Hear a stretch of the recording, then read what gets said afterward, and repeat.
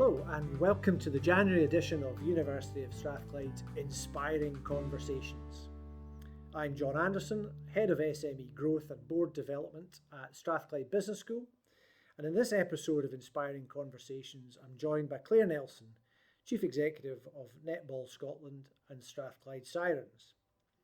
Claire is a truly inspirational and entrepreneurial female leader and most recently named Game Changer in Sport.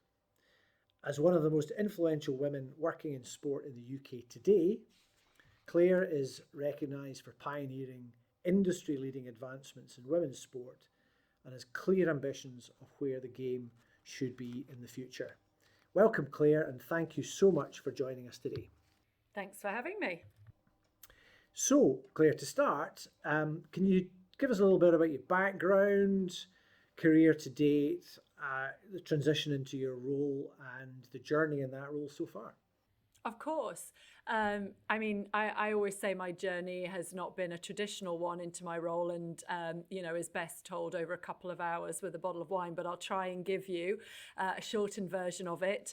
My choices when I went to university were very much based on what looked relatively easy and interesting to do. I went to the University of Newcastle upon Tyne because it was a fun party town, but I had no real clear idea of not only what I wanted to do, but what I was good at. And really, the kind of career and job landscape seemed quite limited to me. But, you leave university and you start handwriting letters to anyone saying that you can work well on your own as well as a team and hoping for the best. But actually, I fell into my first role and my first career by accident as a student frequenting a local vodka bar. I'm sure you can all work out the brand in Newcastle. I picked up a flyer one day. I spoke to the manager and I said, "Who's this speaking to? What does this say?" It didn't really, to me, make any sense. And he said, "Okay, come and join tomorrow. Come and see if you can do a better job." So I started £5.50 an hour as promotions manager and started working on putting on events, creating marketing collateral, building partnerships with local businesses, all things that now are PR, marketing, events, really looked to understand the business side of it, the service experience, and all that led to that within 3 months, I was working nationally across multiple sites, company car. I was 22 years old, and had a major role. And what I was going in and doing was problem solving and troubleshooting. And it was always under this idea of promotions and marketing, but ultimately I would go in and look at an entire business and figure out a strategy for it to be more profitable, for it to build its profile, for it to,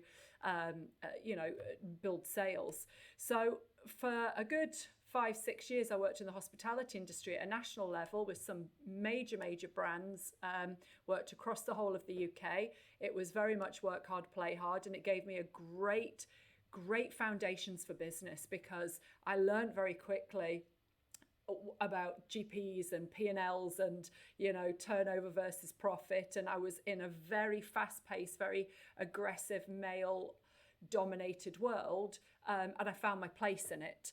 So all of that was great, except I also started a family young, and the two were not...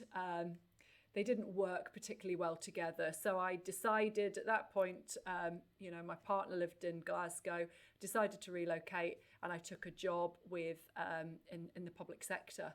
And that's how I got involved with sport. And it was a marketing role. I talked my way into it. They literally didn't want to interview me. They interviewed me first and went, "You're the wild card. We're just doing this because you've nagged us for an interview." And I got myself in there. And I worked across all the portfolio of Glasgow events that were sporting events, their programs, their facilities, 35 venues, all their gym, health and wellbeing. It was massive. It was huge.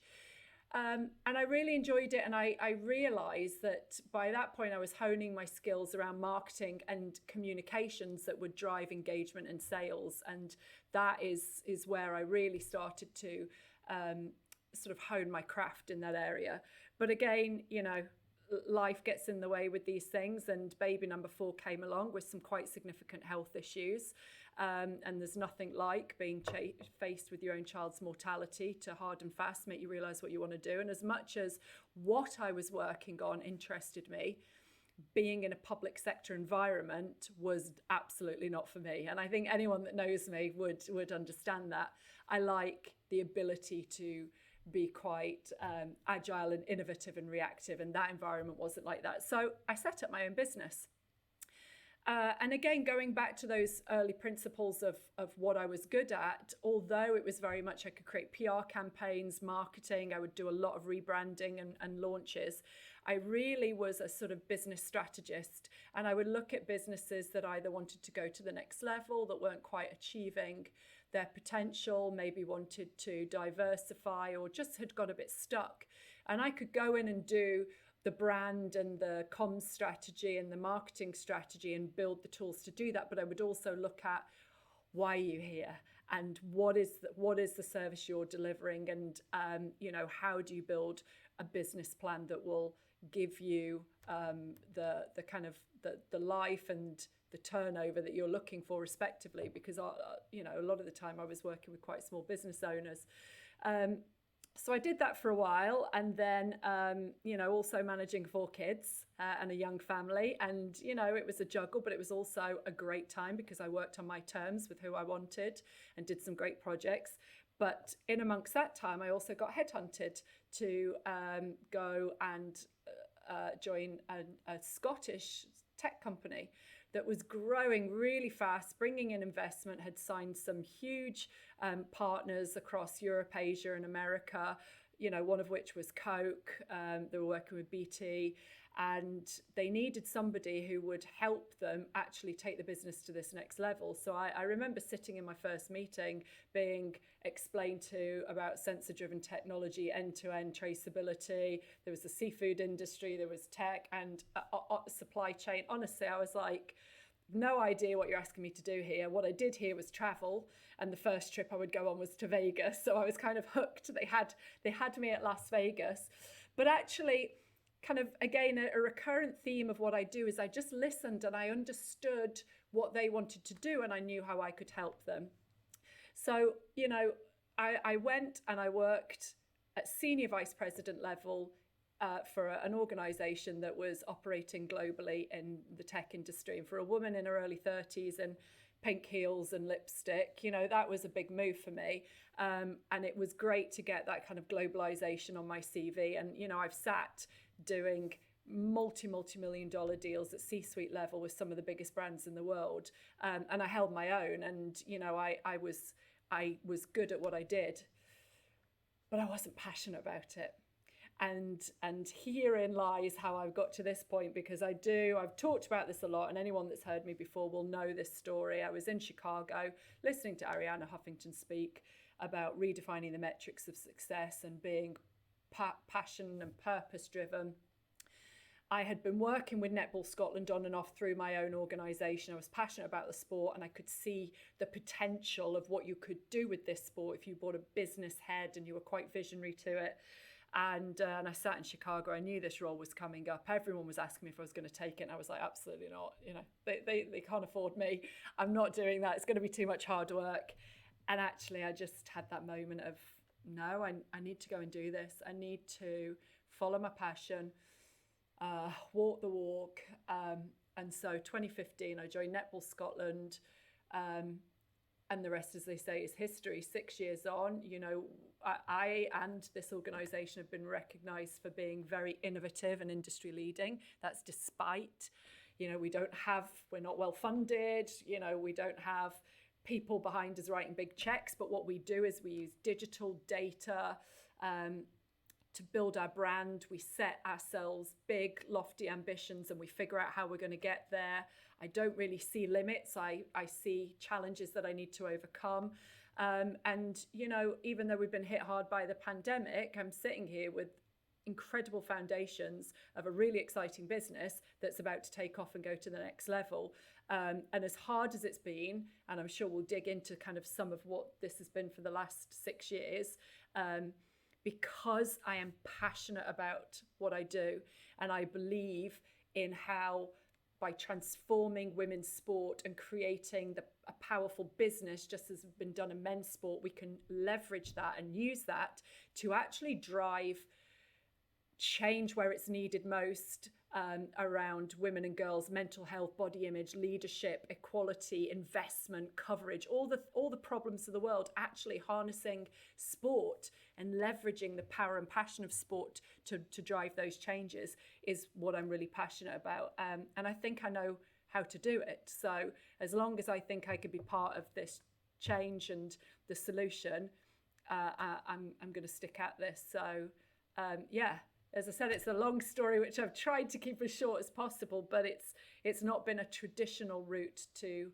sitting in this chair where I am now. It has not been traditional, although I'm, thinking about the hospitality industry is always a great starting point for people. We've seen lots of that, and responsibility seems to come early. So you've grabbed that. Listening to the story of so far, Claire, you've clearly worked hard, you've hustled, you've done all the things that you need to do, and without I guess at that point a really clear strategy or a clear path. Like most people don't know. They discover their purpose over time, and this word passion that you used is key. That's the key. We know we're seeing that. It really gives meaning to people's work lives, and that's absolutely part of what Strathclyde Inspire is about. Thinking, helping, whether it's students, staff, alumni, the community of Glasgow, to find the thing that they're passionate about and drive forward. Turning to sport in general, particular, sport has been massively impacted by the pandemic over the last 22 months or so. So how have you adapted to that? Because my understanding is that suddenly you've got to play behind closed doors. You can't play in front of audience. Talk us through some of the challenges that we could relate to, and then how you've dealt with them, Claire. Yeah, so we are an indoor team contact minority sport. So in the spectrum of sports that get to return to some kind of normality, we're at literally the farthest end. And I was actually on a call with the Minister for Sport, Public Health, Women's Health and Sport yesterday, and talking about actually when we shut down in March, when was it now, 2020, our adult members have barely returned to court. And that's just domestically. I've got a governing body here with 10,000 members plus all of our other tens of thousands of participants, plus I've got a professional team and a national team. So all that shut down.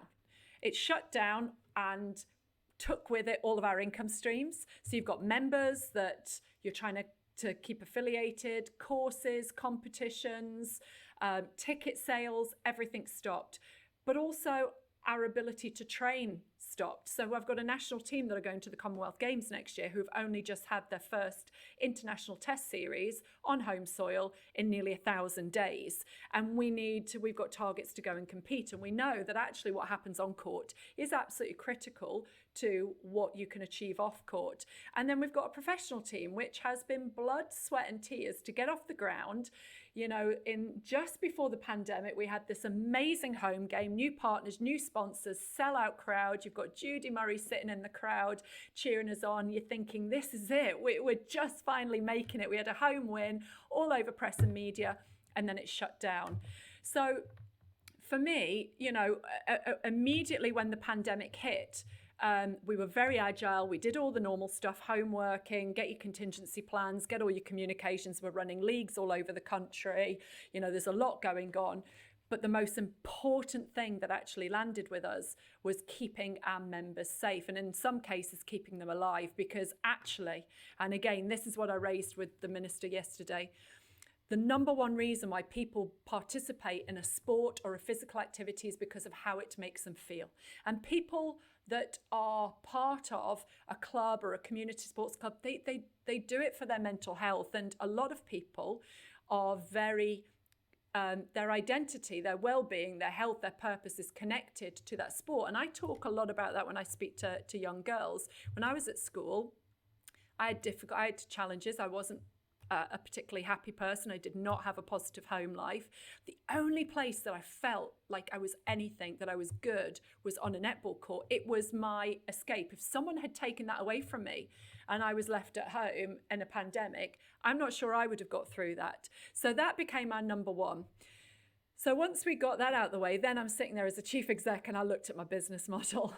And there's nothing like a pandemic to shine a great big light over what you're doing and, more importantly, how you do it.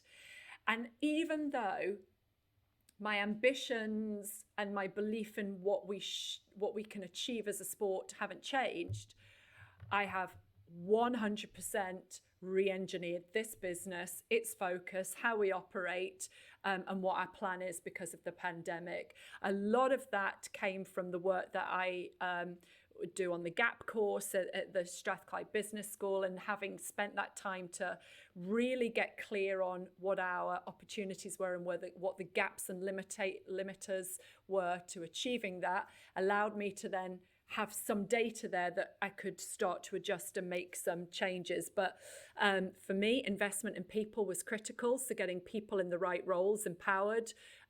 We've done a complete restructure of the business, and we've done an independent consultancy to look at how we unpick the business model to be more effective. How do we unlock new income streams?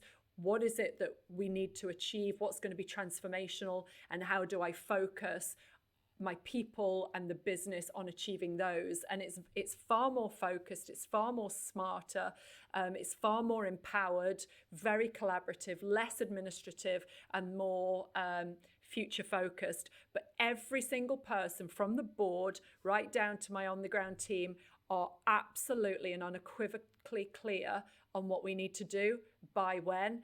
And if we hadn't had the pandemic, I don't think I would have had the time to, one, figure out really what needed to be done, and two, make those changes. What we were able to do is, you talked about going behind closed doors, is thanks to some funding and Sky's support, we managed to have a Super League season, every game covered by Sky last year behind closed doors. We ran a massive digital and media program.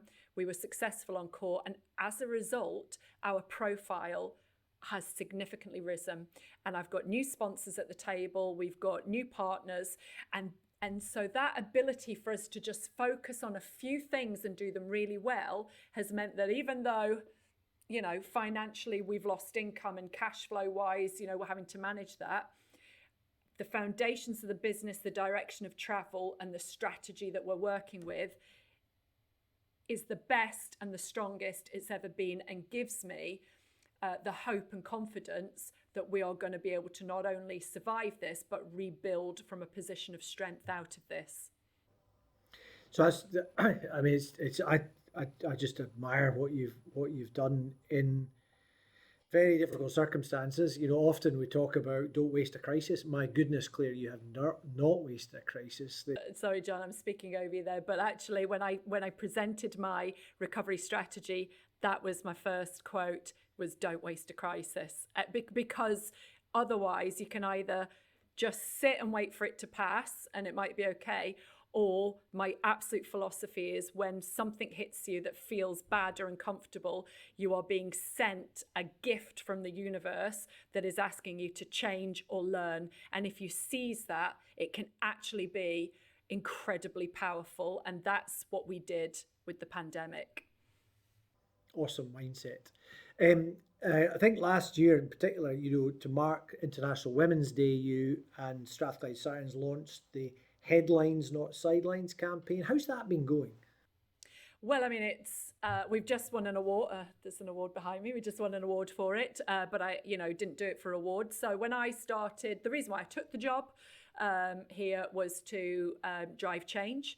And when I set Sirens up, I did it under the Change in the Game hashtag, which you see across women's sport all the time now. But in 2016, I was like, we are going to take every statistic that shrouds women's sport right now around investment, participation, leadership, media coverage, everything, and we are going to do something about it, and we are going to be part of that proactive change.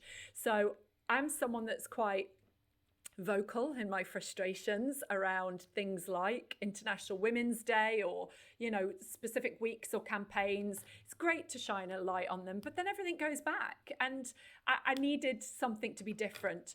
So last year, as I said, Sirens were unexpectedly, I'm sure they won't mind me saying this, I love my team and I believe in them, but unexpectedly came from nowhere, and this team were just taking the league by storm, and everyone from across the world was watching them, and we were winning games. And you know what? There was no other sport going on in Scotland. There wasn't even much football. And yet no one was covering us. The press, media, news, no one was covering us. And I was tagging everyone. I was like, this club is winning. And so International Women's came, and I was like, what are we going to do? I said, everyone is going to profile the women in their business, or they're going to talk about their programs. It's like, what are we going to do? So we worked with our media agency, Tiger Bond, and I have to say, credit to them. They came up with a hashtag. I was like, we are going to tackle head on the lack of media coverage. This is our tipping point right now. There's no excuses for editors to not cover a Scottish team that is winning in a UK-wide Sky televised league. And we're not going to moan about it. We're going to work with them, and we're going to ask them how we get coverage and what they want to see and how we do it. And so we started small and slow.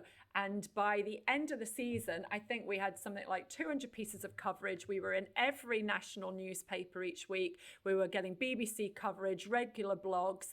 Our reach was in the millions. We were the most talked about women's sports team in the entire UK. And so even though it's just scratching the surface and there's loads more to do, it just shows that when you really get behind something, you talk to people, you raise awareness, you try and figure out how to not just force change, but influence it for a sustainable change in the future, you can achieve results. I'm really keen for all women's sports teams to adopt that hashtag. I'm really keen for us to keep driving it as a collective. It doesn't belong to Sirens, it belongs to women's sport, to minority sport that need greater coverage. But I'm so proud of what we achieved.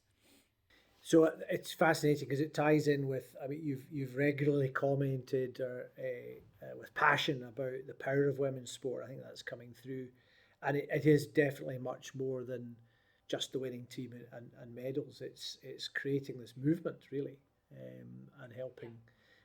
Very absolutely inspirational. So I'm interested in given all of the experience, probably a very, very difficult question, but is there one lesson that your current role plus your other roles that everybody should learn at some point? Again, come back to the origin, what we're trying to do with Strathclyde Inspire, whether it's a student, a staff member, alum. What is it that they can do? Because we want to make a difference to society. That's the key. That's what our purpose is as a useful place of useful learning. So is there one thing? Can there be such a thing? So I think I've probably mentioned them already, and they're sort of wrapped up in my stories. I'm a very authentic, purpose-driven person. So you can kind of hear almost my learnings in my journey. But for me, finding your passion as early as possible is something that I think is really, really important, because if you are passionate about something, you believe in it, then you're going to be good at it. You're going to work hard at it. You're going to stay focused on it. And what that also does is it builds resilience, because I tell you something, aside from my daughter's health and things like that, this job has been the hardest thing I've ever done. And there have been moments where I have sat with my head in my hands. I'm in the Emirates Arena now, in the car park, not knowing how I'm going to walk through the door, and just like, you think you take one step forward and it's 10 back. No one was helping, particularly in those early formative years. It was like every door just got shut. And I was like, how? I'm one woman. I was stressed. I was running these businesses. I was doing it on my own. Nothing was going right. You're panicking about money. And it was just excruciating. but I believed in what I was doing. So that gave me the strength, because I had to do that myself, to keep going and to find those solutions and to push myself through it. And I always, had the kind of Steve Jobs mindset in the back of my head that, like, truly successful people that achieve things at that next level, there's only a few of them, because actually the journey to it is so hard that most people will fall away on the way. And that's okay. Like, if I'd quit this at any point and gone and taken another job somewhere else, no, everyone would have gone, you did a great job, Claire. But if not me now, then who, when? And I knew that it had to be me to drive it at this point. So because I was passionate, I kept myself going and I pushed through it. I think that sentiment, and also when you listen to my journey, and this is something that I really push to women, is back yourself. Like, back yourself. I have talked my way into every job ever. I mean, I talked my way into, getting my first ever job, and it turned out I was good at it. I then hustled, I worked really hard, and I made sure people knew I was good at it. Talked my way into the Glasgow Life job. Everything I do, I'm there, but it's not hollow words. I believe I can do it. I can contribute something, and then I get in there. I don't have all the answers, and a lot of the time I figure it out as I go along. But we can't wait for everything to be perfect, and we can't wait or wonder what someone else has got. So if you believe in something and you think you can do it, then just, as nervous as you are, your legs might be shaking, you might be doubting yourself, but just put yourself forward, because once you're in there, your own passion, your own belief will take you where you need to go. Just don't settle because you think it's easy, because it's really being miserable and doing the wrong thing and not being passionate about it. That's not easy. I'd rather work hard and be stressed with something I absolutely love than be in the opposite environment. So, Claire, I think that's a really brilliant place to end on. Total passion, complete honesty. We talk about the need to be resilient. We have had 22 months of something that we've never had before. Mindset is all, and it's that attitude. You either pull the duvet up or you get stuck in. And Claire, you get stuck in. I've known you a good, 3 years now, really. It blows me away what you've achieved. And I know the journey's not done. I'm not even going to say what's next, because just getting started. You're just starting. A great credit. I love working with you, and say thank you very much indeed for speaking with us today. So everybody, that's it for January's inspiring conversation. I think that's pretty inspiring. Thanks for joining us, and remember to tune in next month when Strathclyde Inspire will be joined by yet another inspiring entrepreneur leader. To find out more about Strathclyde Inspire and our Inspiring Conversations series, please follow us on our socials or search Strathclyde Inspire on the university website. Thanks for joining us. See you soon. Bye.